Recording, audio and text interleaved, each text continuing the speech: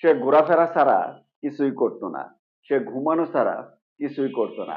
এই যে সেন্টেন্স গুলো, এই সেন্টেন্স গুলো কিভাবে ইংরেজিতে খুব সহজেই বলতে ও লিখতে পারে, আসুন দেখে নেই। সে ঘোরাফেরা ছাড়া কিছুই করতো না, এই বাক্যটিতে প্রথমে সে কিছুই করতো না এতটুকু ইংরেজি আগে লেখার চেষ্টা করব। তো সে কিছুই করতো না এতটুকু হলো হি ডিড নাথিং। ঠিক আছে, সে কিছুই করতো না, হি ডিড নাথিং। দেন বাকি থাকে কি, ঘোরাফেরা ছাড়া। এতটুকুর জন্য but wander. Okay, but wander, তাহলে সে ঘোরাফেরা ছাড়া কিছুই করতো না, he did nothing but wander.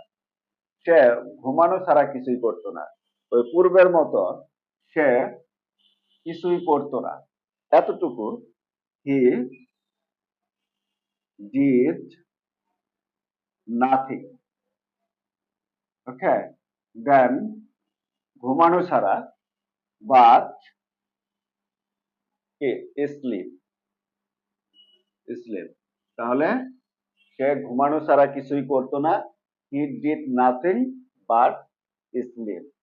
সে খাওয়া ছাড়া কিছুই করতো না, সে কিছুই করতো না, হি ডিড নাথিং।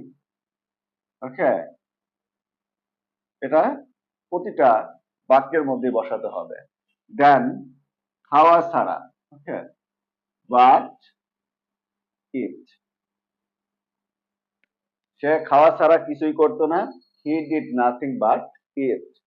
সে বিরক্ত করা ছাড়া কিছুই করতো না, সে কিছুই করতো না, পূর্বের মতো, হি ডিড নাথিং। ওকে, দেন বিরক্ত করা ছাড়া, বাট বোদার অথবা অ্যানয়